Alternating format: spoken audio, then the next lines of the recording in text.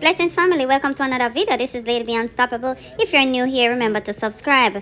Now, right about now going on in the media is hot off the press, where you have the houses being demolished in the Bernard Lodge operation. Yeah, so right about now you're gonna hear the voice of the MP who was carrying out certain investigation or certain checks to see what was going on, because basically he's saying some persons had letters of possession, and he allegedly thinks that those persons are affected. So listen to what he has to say, then I'm going to get into the article.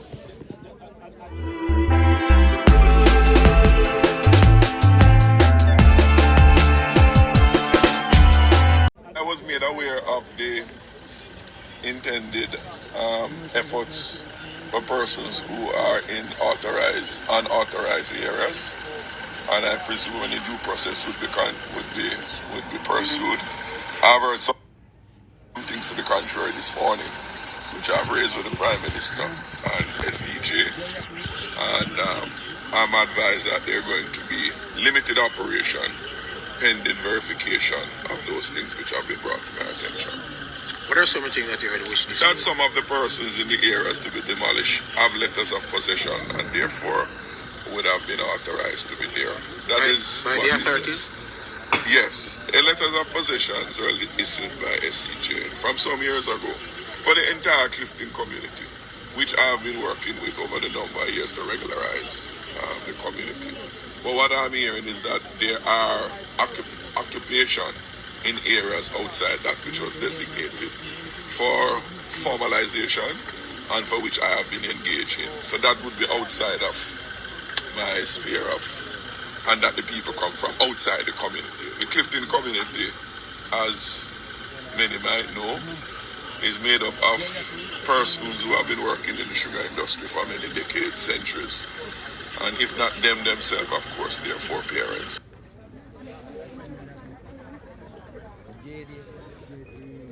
Yes, guys, that's the voice of Fitz Jackson, who is the Member of Parliament for St. Catherine Southern.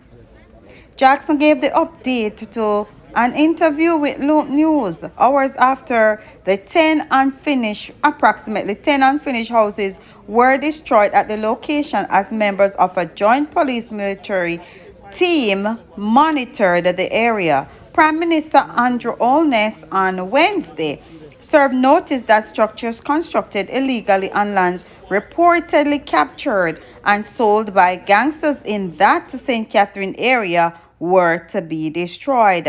According to the Prime Minister, gangsters have captured the lands in proximity to Clifton and have been preying on residents. On Thursday, as the operation took place, several residents could be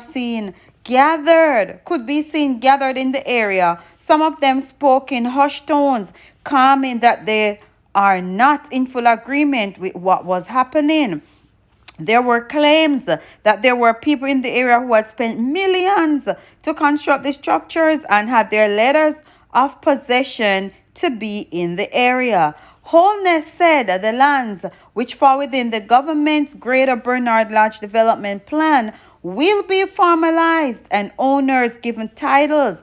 He made the statement while raising concern that criminals had captured a section designated for agriculture. Now, this is another update regarding the Bernard Lodge demolition, where 15,000 new housing solutions is programmed for construction. Housing scheme coming for sections of Bernard Lodge, St. Catherine. Approximately 15,000 new housing solutions are programmed for construction under the Greater Bernard Lodge Development Project in St. Catherine. Providing an update in the House of Representatives, Prime Minister Andrew Holness said 3 housing developers have already commenced construction of their respective housing schemes on the divested lands. It is expected that between them some 6,000 houses will be available in the near term, with the other developers expected to follow shortly. It is anticipated that the Greater Bernard Lodge will see the construction of some 15,000 new housing solutions over the next 5 to 8 years. The community will be complemented by a modern urban center, he said.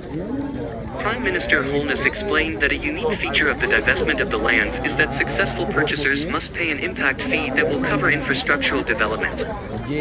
This is a sort of development fee for building out the foundational carrying infrastructure, that is water, sewerage, provisions for fiber optics, drainage, roads, and green spaces. These fees are paid into a special purpose vehicle that manages and executes the construction of the infrastructure to ensure quality and uniformity throughout the entire development, Holness said. Too often we have seen government divest lands for housing development and the quality of the infrastructure is abysmal, if not non-existent. Ultimately, the government bears the cost to build out sewer treatment plants, lay water pipes and pave roads that developers ought to have done. In this development, we have ensured that the owners who will purchase their houses in the future do not suffer the discomfort of acquiring a property only to find that they have no sewer, their roads were not paved, though they were promised, he added. He said one uniformed high-quality standard will be undertaken for the infrastructural works.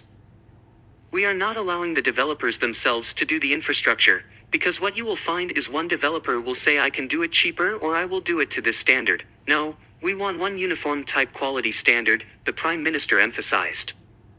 He informed that though delayed by COVID-19 restrictions and bouts of inclement weather, construction is well advanced with the laying of water pipes and sewerage infrastructure.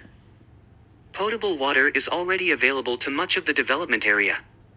A 5-kilometer highway will traverse the development from east to west and these works are currently the subject of an open tender. A flood mitigation plan has been designed and will be implemented on a phased basis, he noted. Mr. Holness said more than 100 acres of land have been dedicated in the master plan as a retention pond. It is government's policy that the Greater Bernard Lodge development should be inclusive. We are not just putting up lovely structures, we want to build communities of order, security, dignity, respect, and fairness, he added. This is the end of another video. Let me know what you guys think about the demolition project and about the fact that they're going to have a new housing project. Drop your thoughts in the comment section. If you're new here, remember, subscribe.